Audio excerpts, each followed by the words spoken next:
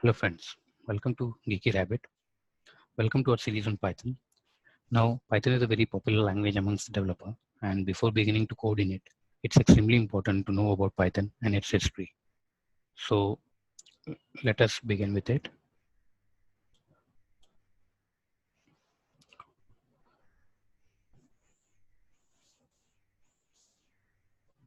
Basically, the first question that comes to our mind is what is Python? Python is a widely used, interpreted, object-oriented, and high-level programming language with dynamic semantics used for general-purpose programming. It is extremely attractive in the field of rapid application development because it offers dynamic typing and dynamic binding options. Python is relatively simple, so it's easy to learn since it requires a unique syntax that focuses on readability. Developer can read and translate Python code much easier than other language. In turn, this reduces the cost of program maintenance and development because it allows teams to work collaboratively without significant language and experience barrier. So now, after seeing what Python is, let us see that who developed this language. One of the amazing features of Python is the fact that it is actually one person's work. Usually, new programming languages are developed by large companies employing lots of professionals, and due to copyright rules, it is very hard to name any of the people involved in the project. Python is an exception to this. There are not many languages whose authors are known by name. Python was created by Guido van Rossum, born in 1956 in Haarlem, the Netherlands. Of course, Guido did not develop and evolve all the Python component himself.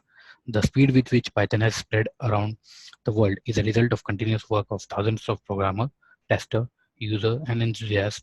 But it must be said that the very first idea came to the mind of Guido.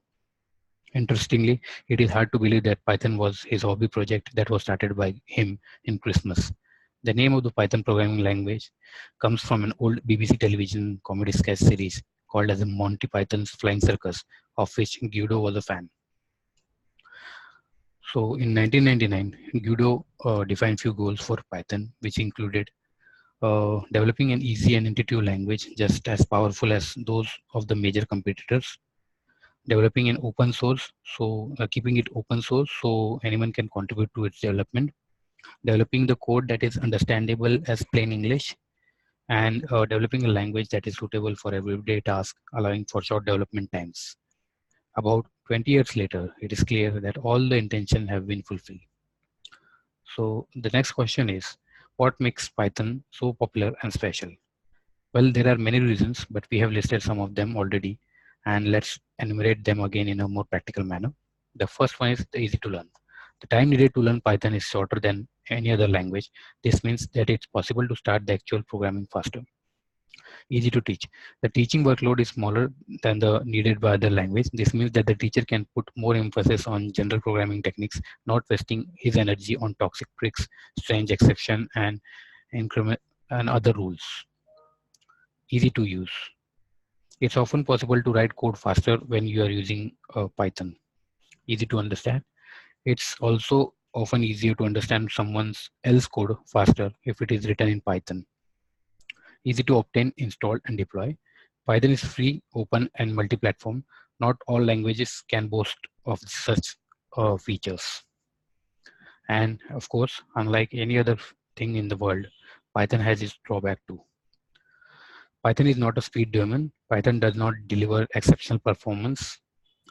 In some cases, it might be resistant to simpler testing technique. This may mean that debugging Python code can be more difficult than with any other language. Making mistake is always harder in Python. So Python has evolved over the years, and as you can see, the 3.x version is the latest currently running version. But there are two main kinds of Python called Python 2 and Python 3. Python 2 is an older version of the original Python. Its development has since been intentionally stalled, although that doesn't mean that there are no updates to it. On the contrary, the updates are issued on a regular basis, but they are not intended to modify the language in a significant way. They rather fix any freshly discovered bug and security holes. Python 2 development path has reached a dead end already, but Python 2 itself is very much alive. Python 3 is a newer version of the language. It is going through its own evolution path, creating its own standard and habits. Python 3 isn't just a better version of Python 2. It is a completely different language, although it is very much similar to its predecessor. When you look at them from a distance, they appear to be same, but when you look closely, you will notice a lot of differences. Again, there are many types of Python. First of all, there are Pythons which are maintained by the people gathered around the PSF, that is the Python Software Foundation, a community that aims to develop, improve, expand, and popularize the Python in its improved environment. The PSF president is Guido himself, and for the reason these Python are called as canonical.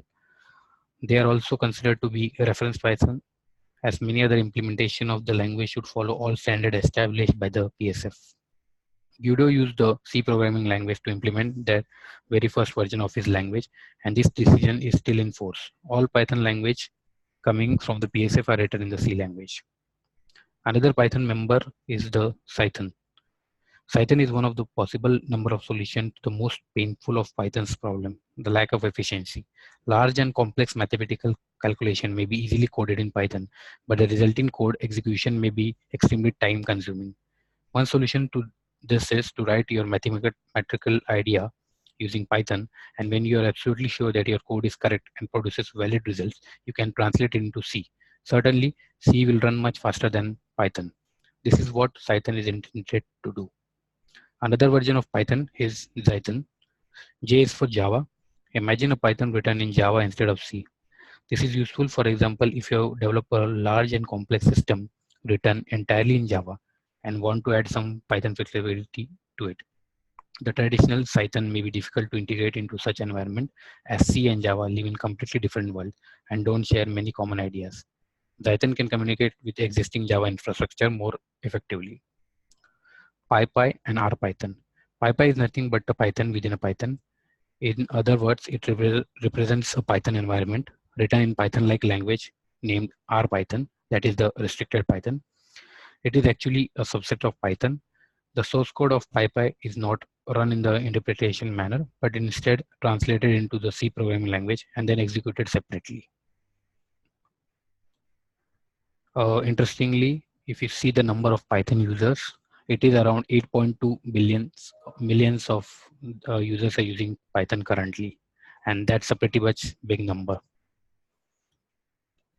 So with this, we come to an end of this video, which was on introduction and history of Python.